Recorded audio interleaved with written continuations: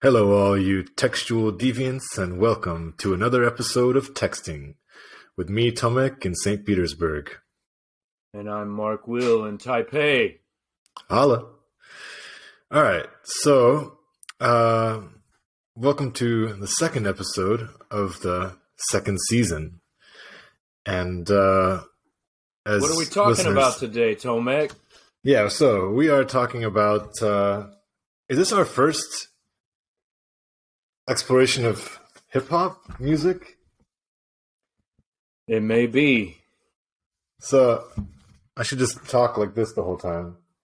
So this is the LP for an album by the deceased and genius hip-hop producer Dilla. And it's a relatively What's it called short for the people listening? Sure. So it's called Donuts, and it was released on his 32nd birthday, 3 days before his death, on February 7th, 2006. So I should probably explain Dilla's full name, which I don't exactly even have at hand, and that's not a good look. But his full name is James Dewitt Yancey. He went by JD as well for much of his career, but there's also another rapper named JD, who I also used to listen to. I don't really rate him in the same sphere as I do Dilla, but because of that, he decided to just use J Dilla as his music. You say another rapper. J Dilla is not known as he's not a rapper so much. As Dilla does rap, but yeah, the point is that they were in the same sphere, so right. He just didn't want any, even though it was spelled differently. But he's known primarily as a producer, a beat maker. Exactly. How would you describe him? MC? No, I would say primarily known as a producer. Sorry, DJ rather. No, not a DJ. Because a DJ is more like someone who performs live as like a, behind decks. So he didn't do that. I'm sure he was able to, but that wasn't like his thing. He was someone who lived in a studio and made beats, He's a producer and beat maker. That's what producer and beat maker. And I'd like to extend the definition beyond that, only because most hip-hop producers, they're always backing a vocalist, a rapper, right? Or a singer, depending. Occasionally, like the top producers will come out with instrumental albums, but even those are typically just their beats. Like there's another great producer named Pete Rock. I don't know if you've heard of him, but he's very well known. Produced for a lot of like old school rappers, Nas. I'm going to sound ignorant because I'm not going to be able to list off a bunch of MCs. But the point is, he's got albums like called Pete Instrumentals, but it's just like his beats, right? But what we're talking about today feels a lot more ambitious than a collection of beats. This feels more like a symphony, an opera, something really glorious and with far more scope of self-expression. It's a real journey that I think a lot of thought was put into in terms of sequencing and just expression of what he wanted to say, probably, clearly with the knowledge that this was his last message or his last chance to express himself musically. We know that of the 31 tracks, 29 were produced in the hospital, where he's basically just lying in a bed. That. Yeah, he's lying in a bed with a record player and a sampler, and just working. And his friends are coming to the hospital and bringing him LPs, So, yeah, it's pretty interesting. It's like David Bowie doing Black Star and then releasing it and dying 2-3 days afterwards. He knew that was the end, and he wanted to make his last statement as well. Okay. You didn't know that, but okay.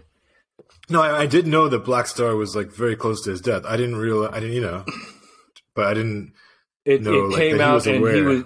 it came out and he was dead. I think it was 3-4 days later. Okay. So for sure he knew. Everyone knew. Everyone he was working with knew. So that was like, to me, that was one of the greatest exits of all time. Like that was his curtain call. Yeah. And I think, or he took his last bow, or whatever you want to say. So right. Sounds like something similar happened here. He's working against time.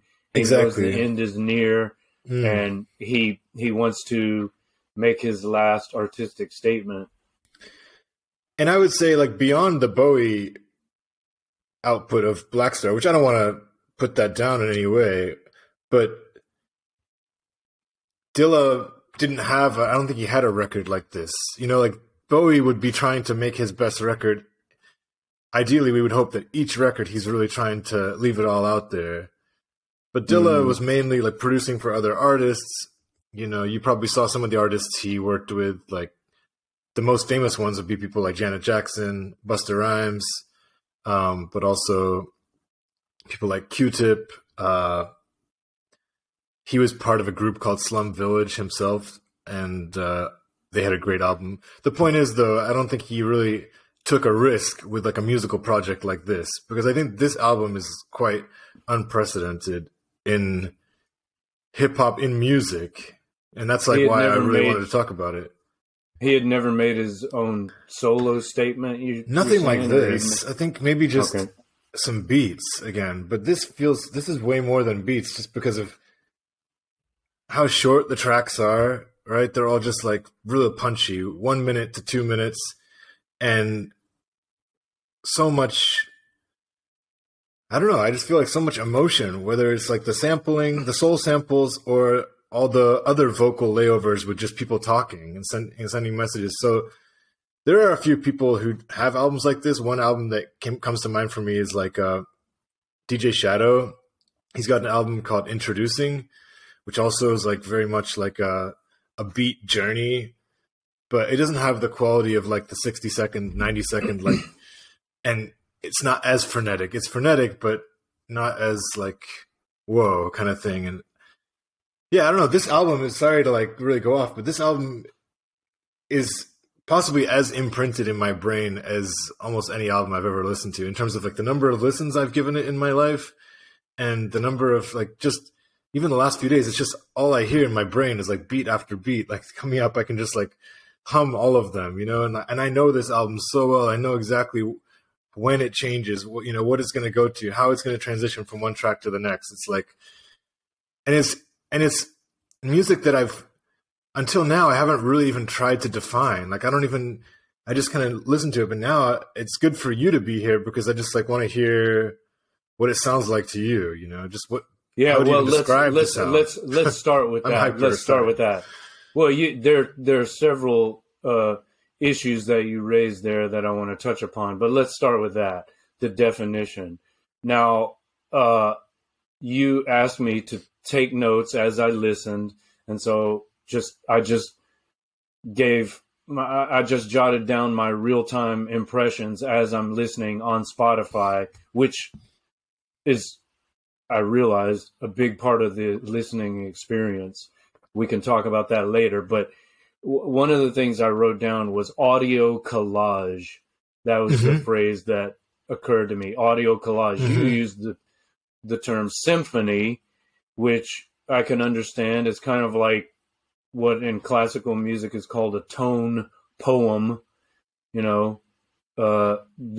is a kind of symphonic ambition about it, I guess you could say. But the phrase that came to mind for me was audio collage, and then also thought of the term pastiche, which is sometimes used in a derogative sense, which I don't think is necessary. I don't see that as like an insulting thing.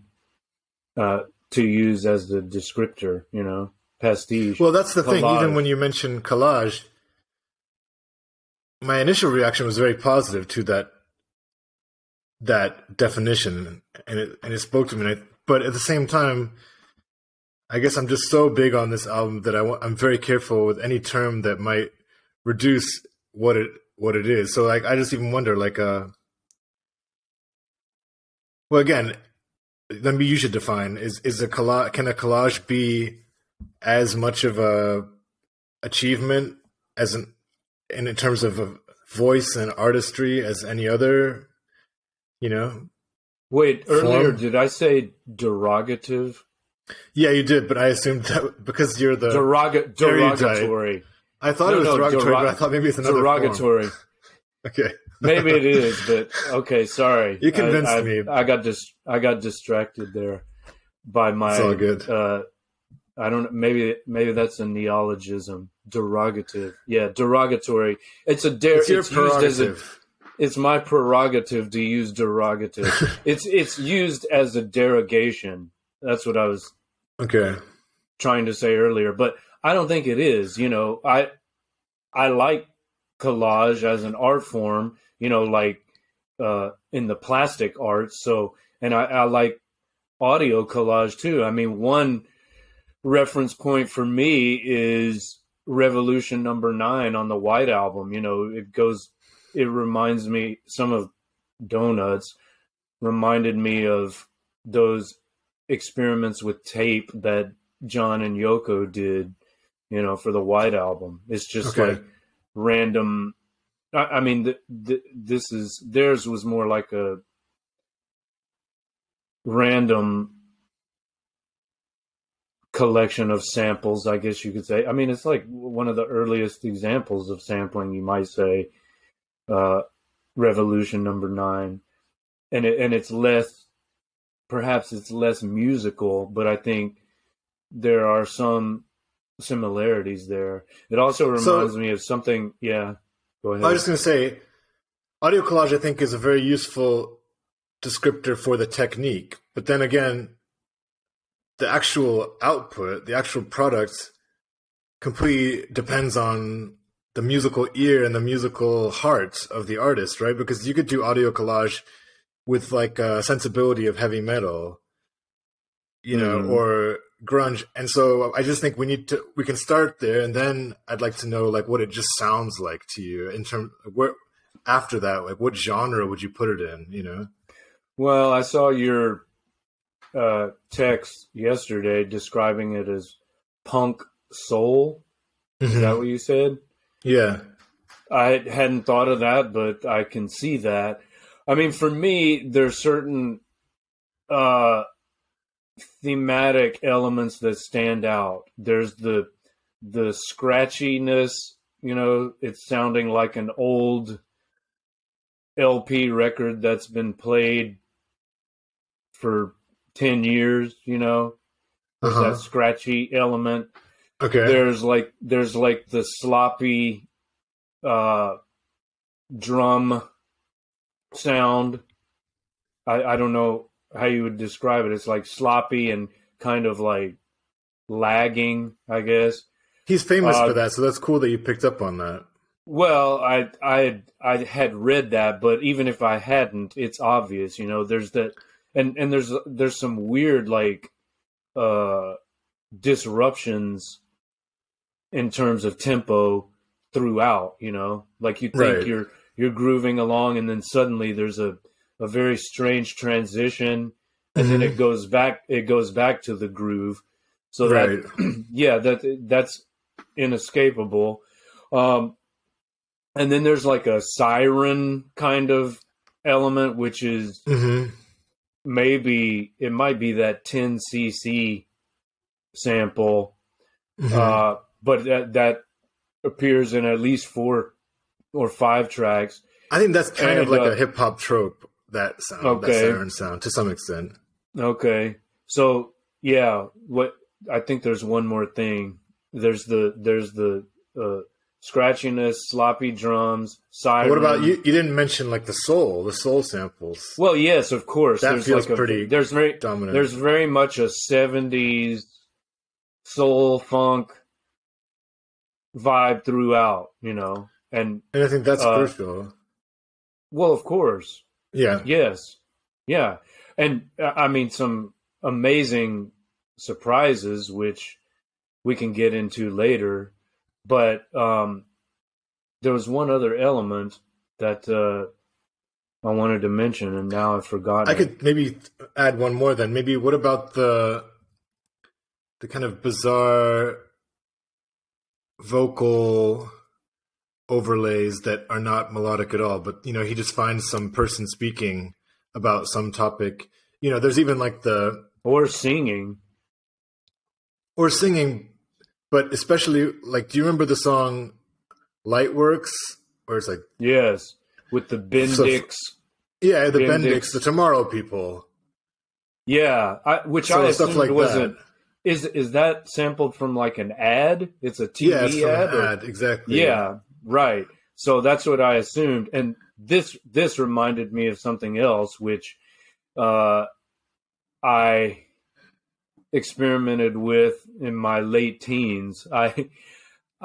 This is when we still had VCRs. So I made like my own video collages, maybe inspired by John and Yoko's audio collage, but it just seemed like a logical thing to do. So I would put in a VHS tape, and I would turn on the TV, and I would hit record, and then I would just start flipping channels, and I would do that for like an hour, and then that was my video, and I called it Puke Culture.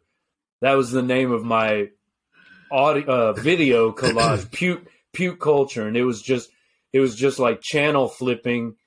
You know, at that time in the late 80s, there were 50 channels instead of 500 or whatever. Right, but right. It was just, and I would find myself like tuning into a particular part of a show, and then as soon as I felt myself getting sucked into it, I would change the channel, and then maybe it would go to, maybe the next channel was a commercial or whatever, you know. It was totally random, but that was it. That was the creation. Puke Culture is just a VHS cassette recording random channel flipping.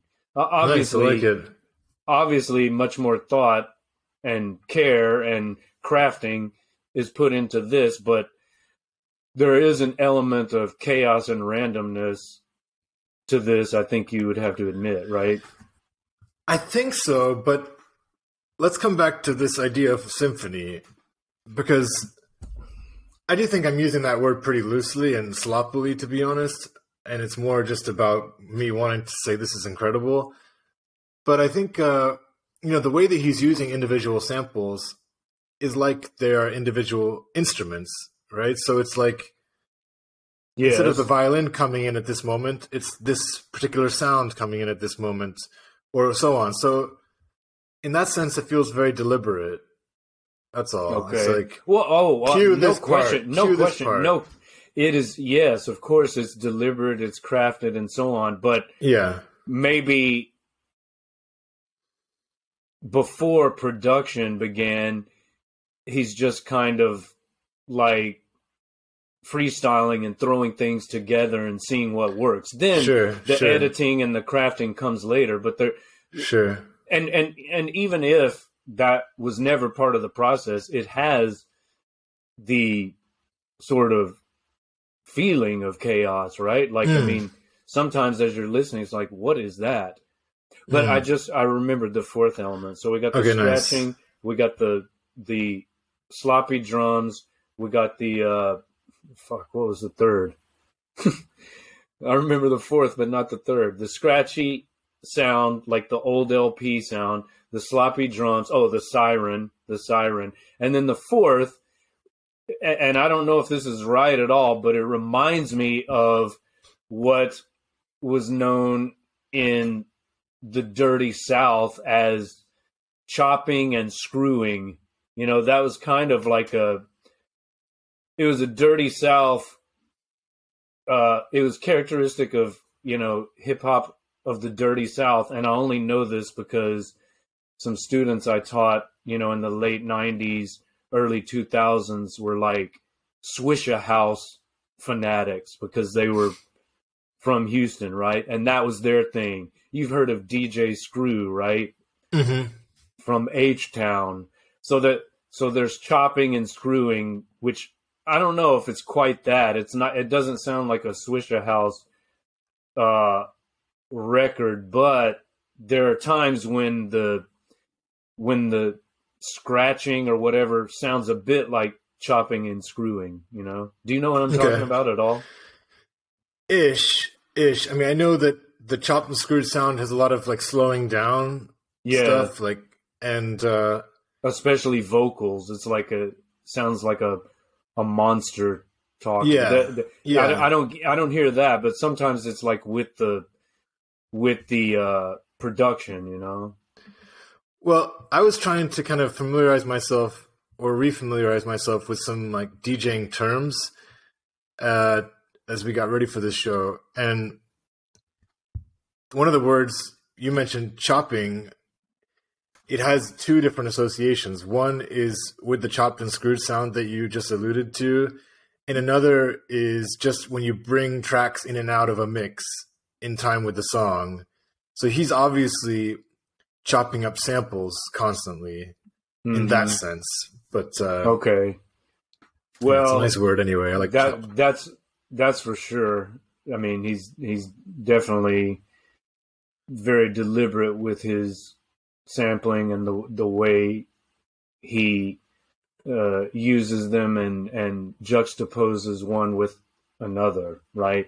But I don't know if what I was hearing was technically chopping and screwing, but it reminded me of that. So those are the four elements that I picked up on. I mean, of course, there's the 70s soul funk vibe. But okay, here's another question I wanted to ask, since we've pretty much defined it more or less, but and I got some stuff I want to jump into as well, of course. Yeah, but I'll let you go. Well, just this question here. Okay. Who listens to this? You know, this is not, since we're talking about definitions, I don't think I would call this party music. You know, it's not like, although there are trance elements, you know, you could kind of groove to it for a while, but as I say, there's always a disruption coming very quickly. This is not radio single music. So, and this is not music that goes on really at a club, for sure. So is this only for connoisseurs? Is it only for like hip hop purists or fanatics, or who listens to this? Okay, I would say people. Well, I wouldn't restrict it in the sense of, I think a Dilla record like this would appeal to somebody who just really loves like experimental, good music. So, of course, hip hop heads will have heard of Dilla more and will be more familiar with his career's output.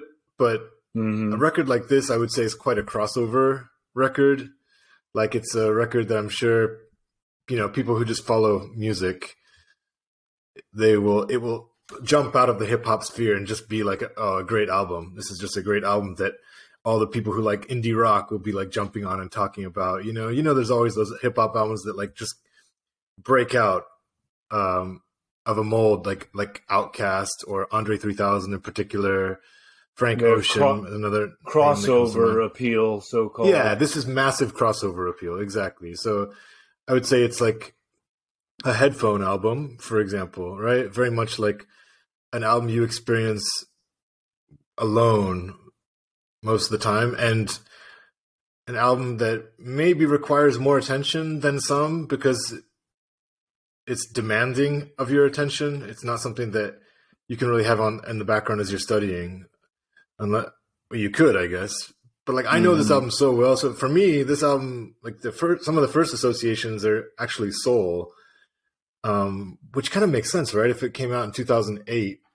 Wait, or did we said 2006, right? Let me just double check that. That's what you said earlier. Yeah. 2006. Okay. So, and I came to Korea around then, 2000. Yeah, I came to Korea in 2006. So there's no surprise now that I remember like Hongdae, and I remember talking about this album with one of my friends who was a rock musician in Korea in like an indie band. So, and he was super into this album. So I don't know. Who was that? I don't think you met him, but he had a similar name. Do you remember that guy who worked at a progressive rock shop? Like do you remember that guy? I think he had the same Korean guy. Yeah, Korean guy. This was another Korean guy. I can't remember.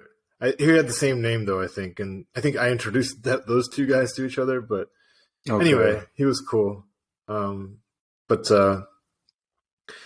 Yeah. So does that satisfy that question? And then I can jump into something. Yeah, go. Okay. So also, I don't have any record of time. So from time to time, you can let me know where we're. I know we have time. I'm just saying. Yeah, we're just over 26 minutes. Okay, sweet. So you said you watched. Did you manage to watch that documentary? I did. Yes. Okay, and that was just to make sure it was the same one. It was basically about record digging, right? Yes. And it had interviews with his mom, who, was the executor or executrix of his estate. Yeah. So that is just like, it's something I guess I could have guessed in terms of the process that he goes through. But like those interviews with that guy, the Detroit record shop worker. Yes. Those were fascinating, right? So I just want to like describe to our audience. Yeah, go on. Well, this is when I began to think of him as a curator. You know, he is like he's a collector, right? He collects these samples and then he curates them and presents them to an audience in a new way, a unique way. It's curation of a sort that I like and admire, even though this is, not my preferred genre. There are aspects of it that I like and admire, and I mean, I'm surprised to hear you say that. Like my heart drops a little bit when you say that. Oh yeah, why? Well, because you strike me as someone who doesn't really discriminate in terms of what appeals to you, what resonates with you. I shouldn't say it's because of the genre, It's just after one listen, I wasn't overwhelmed, even though for me the most enjoyable part was trying to identify samples, or at least artists. If I didn't know the track, I was able to identify certain artists, some of them rather obscure. And I saw the list of samples you sent, and I was able to identify a few. I was proud to realize. Well, I wonder if you were to listen 10 times, if your satisfaction would increase. It may, because I think it's very possibly often the case, right? With anyway. And I mean, some tracks I like. I mean, probably if I had to pick my favorite, it was the two Ben Dix related tracks. There was Lightworks and Airworks. Yes. Those, they were back to back. I mean, that kind of reminded me of the way Jay-Z used like Annie, samples from Annie, Hard Knocks Life. Yeah. That's interesting to see that very old school white America sample repurposed for something, right. very different. Yeah. And I mean that I find that to be, I found those two tracks to be the most interesting in terms of their juxtapositions. But okay. I mean, I was also thrilled to learn that Lou Rawls covered Donovan's great Season of the Witch. That was mind blowing, and I didn't recognize that because I didn't know. I mean, I know the Donovan track very well, but I didn't know that Lou Rawls covered it, and I wouldn't have recognized that sample. So it was just learning that, knowing that Lou Rawls covered Donovan's Season of the Witch made my evening, I guess you could say. And then later to discover, just to confirm, are you sure it's not the other way around, bro? What? I mean, bro, Season of the Witch is 1969 by Lou Rawls. Season of the Witch is a Donovan composition. Check it. But 1969 versus Donovan. I'm sure you're right. Oh, yeah, you're right. Okay, 1966. So it was, okay, my bad. I don't know why I thought of Donovan as some group from the 80s. I think I'm confusing. No, Donovan he was like for a while, he was considered a rival to Bob Dylan. He was like the other folk-influenced singer-songwriter of the, mid 60s. Okay. So I'm clearly thinking of some other group from the 80s that I think they probably have a similar name, and if you can think of what I'm thinking of, it'd be cool, but yeah. Anyway. Bananarama. Yeah, so I want to steal that kind of intertextuality always delights me. It's great. Like so you've got this Donovan song covered by Lou Rawls, then sampled by Jay Dilla and integrated into this other track. Right. I love that. That's beautiful. And then I discover I'd heard of 10cc, but then I see this sample, The Worst Band in the World. What a great track to know. Yeah. I never would have known about this. I know 10cc, and I know Godley and Cream, who were members of that band, but I didn't know this song. And I listened to that track after hearing about the sample, and I'm just glad to know that. Right. And then I picked out. No, go on. Go ahead. I was just gonna say it's definitely an album you can geek out to, right? Yes, and that's part of the fun of it. Either identifying samples, which I mean I didn't have great success with that, but I spotted a few. I got Beastie Boys, I got Stevie Wonder, I got Frank Zappa. Mm-hmm. I missed the Malcolm McLaren Buffalo Gals, even though I know that track. And Malcolm McLaren is the Sex Pistols manager. Right, yeah, we got into that a little bit on a previous episode. Call back to season 1. Yeah. And then it was interesting because I was like, is that Dionne Warwick?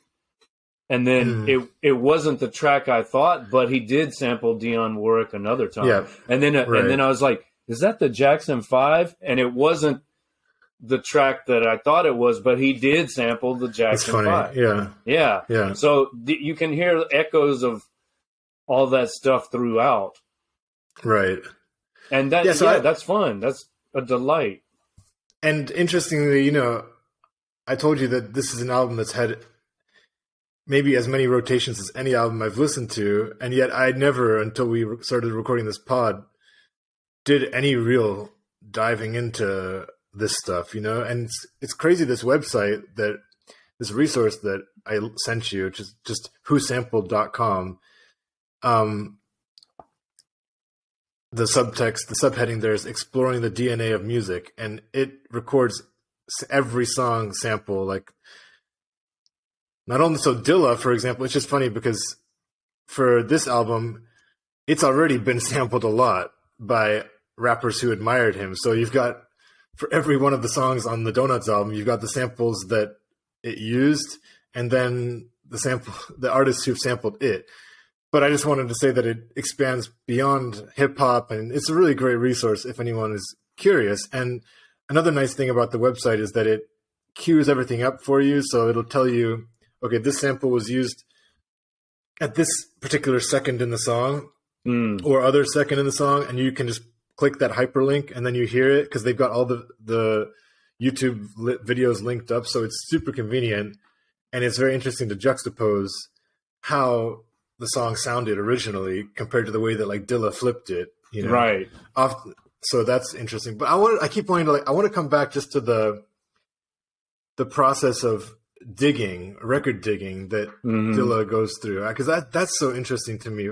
First of all, the size, the scope of his record collection, and then this apparent pride that he had in, and you've already mentioned curating, but in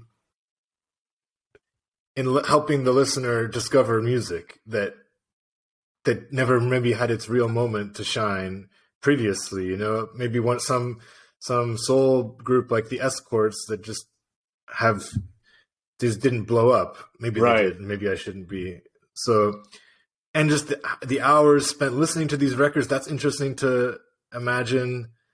The expertise, if you saw that clip where they went in and actually started looking at his collection. He had everything organized, and he knew where everything was. And the knowledge that his friends have too. Like, they pick up an album, they're like, oh yeah, I love this record label, and it's some experimental jazz record, German jazz record. Yeah. Jazz, and it's not even like just jazz, it's like jazz electronic from 1973. Yeah. And this random collection of, like, I don't want to say like make it a racial thing, but like random collection of black dudes in Detroit who know these records like back to front. That's crazy, right? In some way, like. Well, that's a beautiful thing, you know. For sure. And they're true audiophiles, you know, like they. Yeah. And you always, when you're around people that know their shit like that, it's always impressive, and it's infectious too. You know, their excitement. I mean, you're like that about literature. Well, their excitement rubs off on the listener. You know, listening to those guys talking, you get excited. Like, I want to hear that.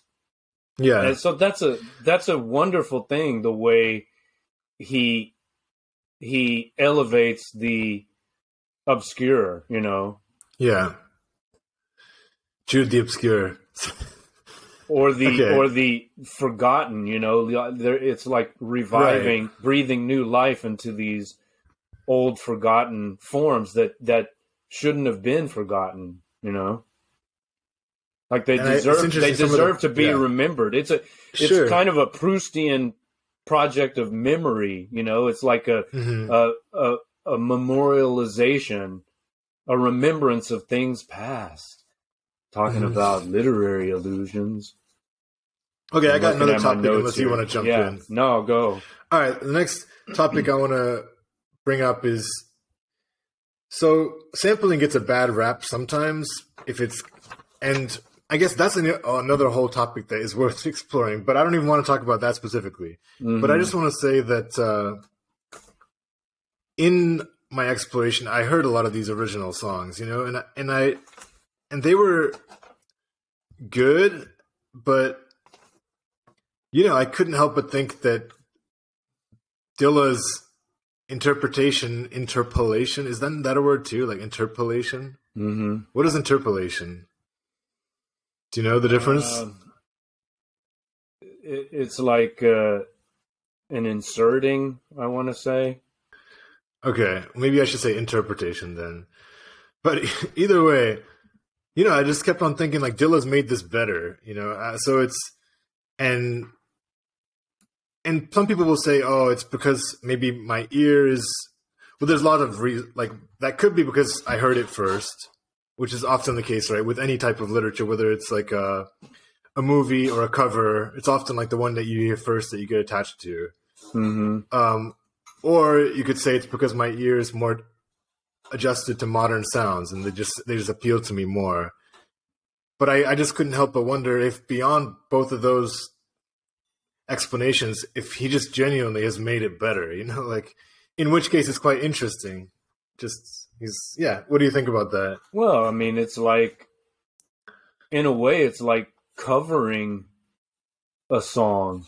Which do you prefer? Right. Do you like Donovan's original version? Do you like Lou Rawls' cover version? Or do you like what Jay Dilla did with it? It's not either or, it's both, and you can enjoy them all, I just remembered one song that I know by Donovan, Hurdy Gurdy Man. Yes, of course.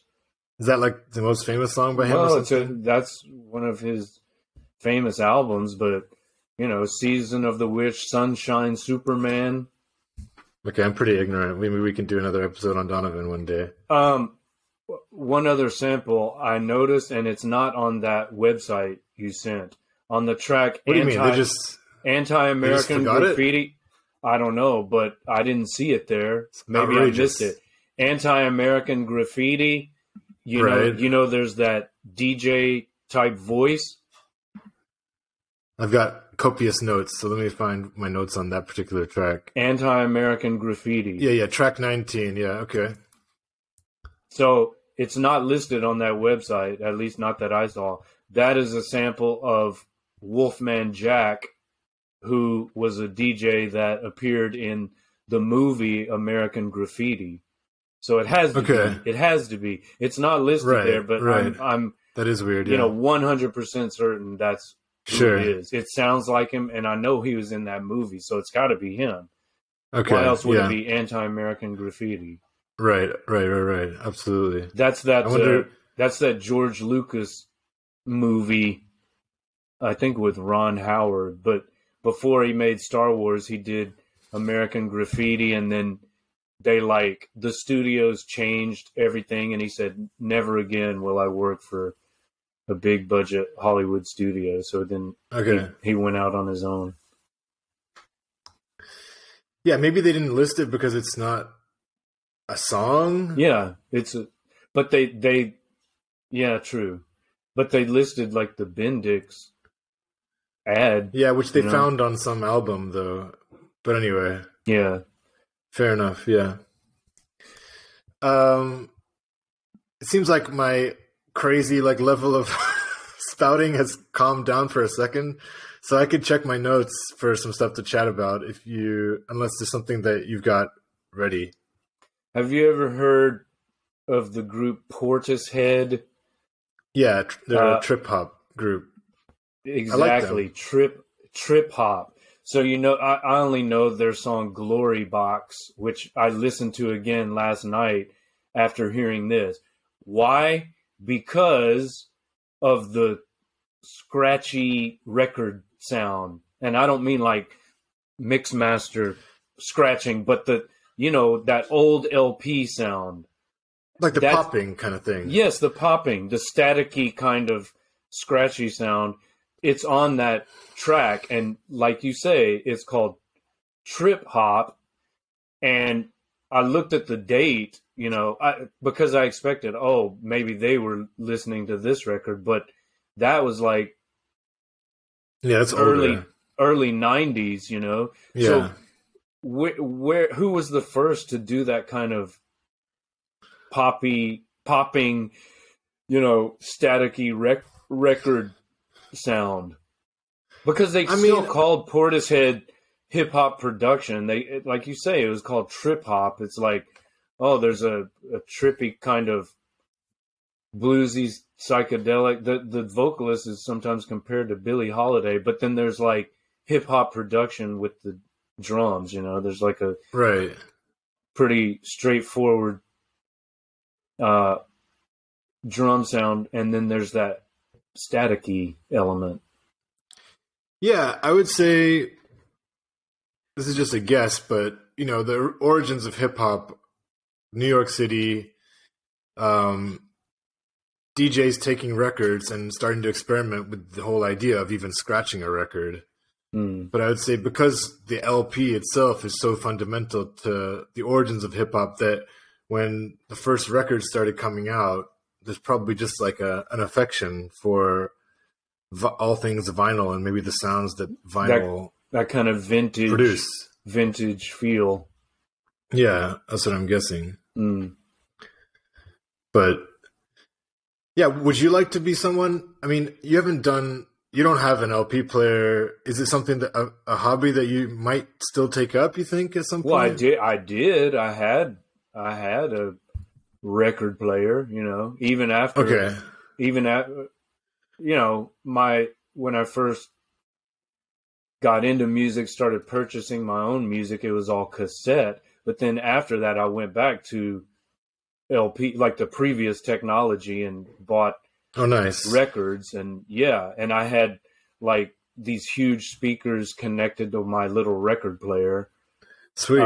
But then, later I got into CDs just because they were more convenient, I guess. Right. But as far as like the digging process, would you like to, do you ever dig, or would you like to dig? I did do that, but not so much with popular music. Like when I was doing that, I had a subscription to this company called Experimental Composers International or something like that. And I would get all these strange cassettes and LPs of music by Charles Ives or Henry Cowell, these experimental 20th century American composers, or Edgar Varese or John Cage, like avant-garde. That's the first name that jumps out for me. Yeah, avant-garde, Stockhausen, these avant-garde European and American composers. And then I remember I ordered like I don't know why, it was in the catalog of this record company that I subscribed to, but they had like an LP of Edo period Japanese folk music, and I ordered that, and I had the LP, and I was blasting it through those big speakers. It was like this chanting with koto, and my mom comes in my room and she's like, "What the hell is that?" Yeah. Of course she didn't curse, because she's a lady and a good Christian woman at that. Yeah, I just like coming back to that image of him walking out of a record shop with hundreds of dollars worth of records. I mean, that record guy was so happy. He's like, they just came in here and spent thousands. So they were making a lot of money, but they were clearly investing tons in records. And yeah, that's one of the more romantic parts. Yes, and I think this is what I wanted to talk about in relation to my listening experience on Spotify, right? Okay. Like we did that at one point in our lives, at least I did. Usually I would look for cassettes, sometimes LPs, but I spent, hours and hours in record stores just browsing, just looking around. And then later there was a place that had like secondhand CDs. I found a lot of great stuff in there too. Yeah. But what do we do now? I mean, you're still going to record stores, and they have some a little bit. Yeah, a little bit. I never do that.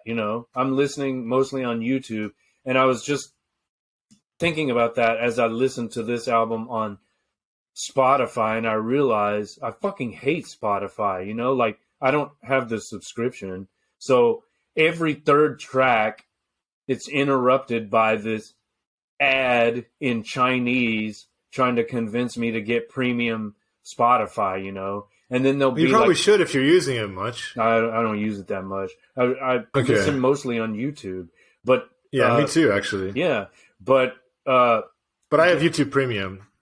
Okay, well, I don't. I'm too cheap for that. Because I hate ads. Because that's just. Well, I want to get. There are not that many ads on. Not as many on YouTube as they're on Spotify, I would say. But Okay. anyway, then there's like a random ad for, some guy I never heard of. Oh, Ryan Moore. And it's like, wow, how did this promotion appear in my feed? Like, This what Ryan Moore is a algorithm? musician, or Yeah, apparently. I mean, it's not always clear what's going. He's like, there's like a brief little instrumental interlude. Then he appears on camera with a guitar. He goes, "If you like what you heard, follow me on Spotify. I'm Ryan Moore." And it's like, is this because I was listening to Jay Dilla?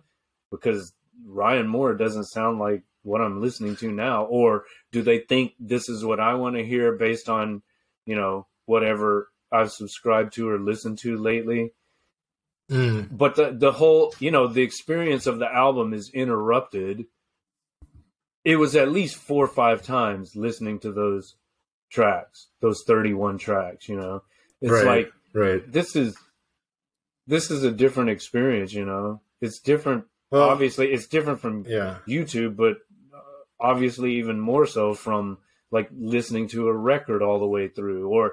And you even wonder, like, if you listen to this on CD or on LP, are the segues between songs the same, or are they a little bit longer or shorter when you play it through the Spotify player,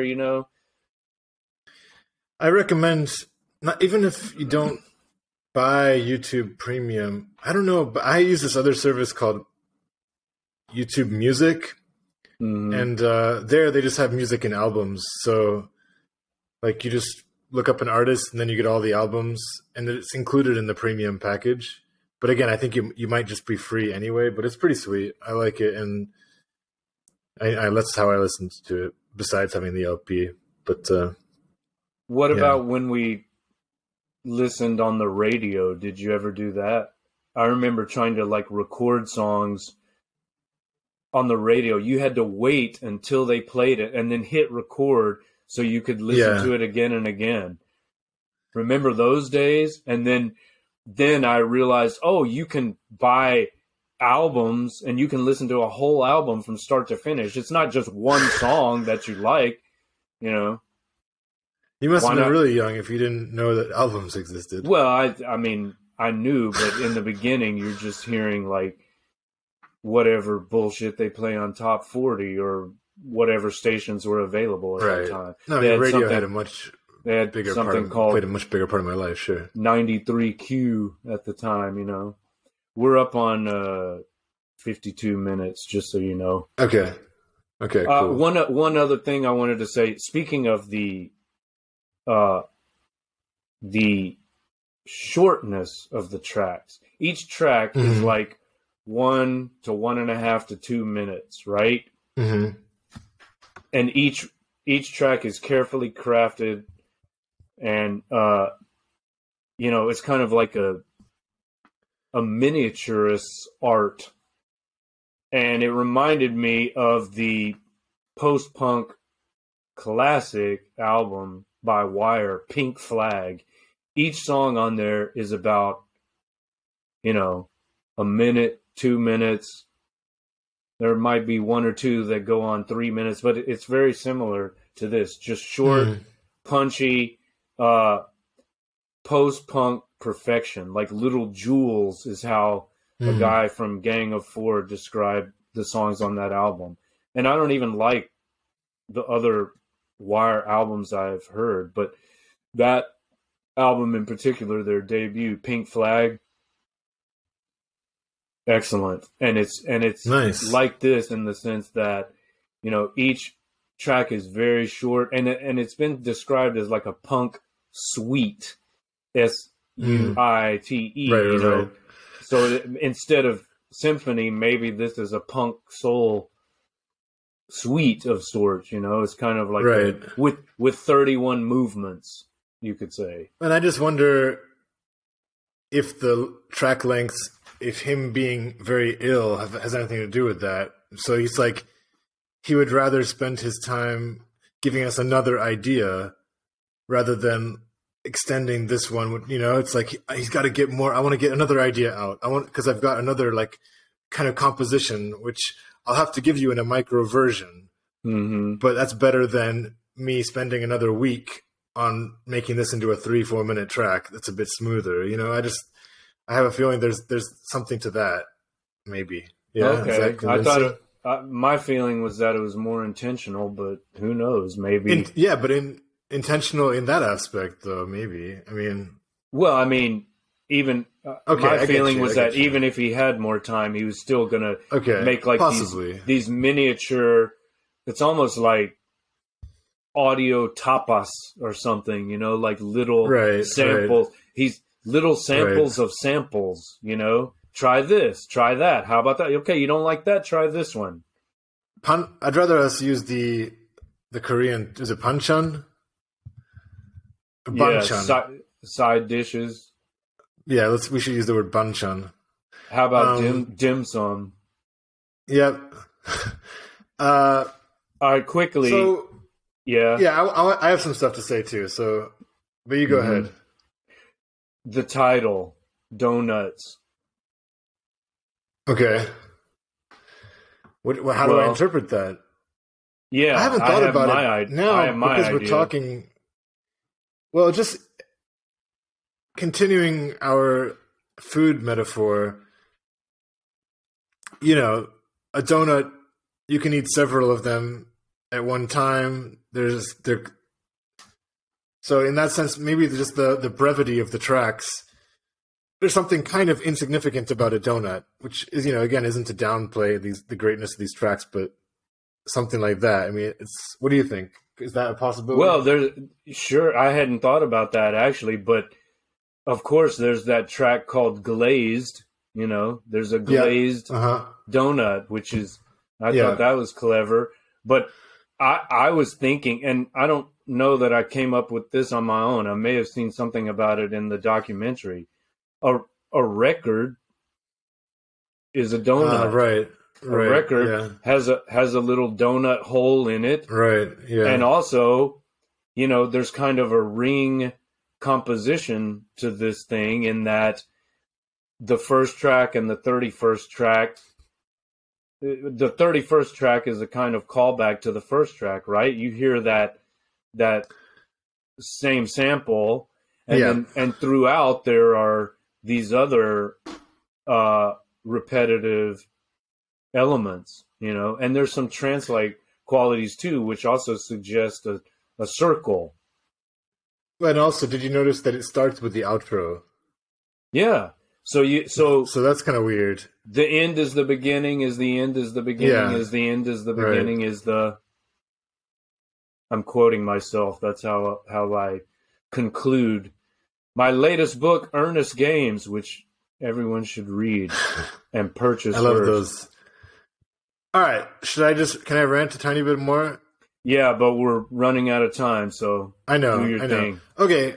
So I'm just going to talk for those people who are into this album or who are going to listen after listening to the pod. I'm going to run through the songs a little bit and just shout about a couple of things that I liked. So I think I might even sing some stuff. So Working on It, that's really nice on track 2 with the Beastie Boys nasally sample going, it's the new. And then track 3, Waves. I just love that song, the way it sounds. It goes with Johnny, oh, no. It's really cool. Like and then you got the Light My Fire, which is interesting. Like it's by Africa. Obviously, it's like The Doors, right? But I assume that this is kind of similar to what you're talking about with the Donovan vibe. I don't know if it's The Doors, Light My Fire. I didn't recognize it if it is. Yeah, it is, because come on, baby, light my fire. It's the same melody. Okay. Light my fire now, baby. Yeah, so... then... Then the Dionne Warwick track 6, Stop. You better stop and think about what you're doing. Beautiful song. And then track 7, I love the sample of My People. My people, hold on, my people. which has a really interesting sample from a 1974 Indian soundtrack for a film called Geeta Mera Naam. So that's a pretty crazy find. Yeah. Really like track 8, this sample from Fruit Man by Kool and the Gang. Fruit Man! And just that song was very interesting for me to read about. It's like about this guy who goes around and sells produce in like, you know, presumably urban communities. Mm-hmm. Which is interesting when we hear about all the stuff like Michelle Obama was trying to do this like eat healthy stuff, because you know that like in inner city communities, it's like super hard to get fresh vegetables. Like there's even the joke that like a kid from the hood doesn't even know like what a cucumber is because they never seen one, you know, stuff like that. So it's and this song was like promoting healthy food and just talking about how like we should eat healthy and like you kids, you need to eat healthy. So it's kind of like that activism coming from Kool and the Gang, which I never would have thought about. Mm-hmm. Then we got track 9, Mashed. That was with the Frank Zappa sample that you mentioned. Yes. That was pretty cool. My favorite song for most of my life was track 10, Donut of the Heart, which is the Jackson 5 sample. And it's very catchy. It's like one of the easier songs for the ear. So it's the dum dum dum dum dum dum dum dum dum dum dum dum dum dum. Dun, dun, dun, dun, dun, dun. It's just really catchy. So I noticed that was one of the most streamed. It had the most listens. Okay. Yeah, it's a very like easy, warm song for the ear. We already talked about tracks 12 and 13. I like this time thing that we're on. It like gives more of an urgency to our show. Well, gotta get it in the hour. We're over an hour, so. Oh shit. So are we fucked? No, I don't think so. Keep going. I mean, we'll see. Okay. It's still recording. Well, maybe I should stop like going at that pace. And I don't know. Okay, so by the way, did you see on track 14 there's a group called Mountain? Yeah, I know Mountain. Stepson of the Clapper. Okay, interesting that so he's using a song from Live at Woodstock called Long Red. That was pretty interesting. And I guess that the drum break from that is one of the most sampled in the history of hip-hop music. So it's funny that all came from a Woodstock performance that now is like being one of the most sampled songs ever. Very bizarre. Track 17, Two Can Win, is a really nice song. One can win in love and you must choose between the two. Track 18, Don't Cry, very nice. And I'm almost done with track 25, Walking on It, Broken and Blue. Really nice sample. 27, You Love Just Because I Really Love You. Really good. High and By are both really nice. 28 and 29.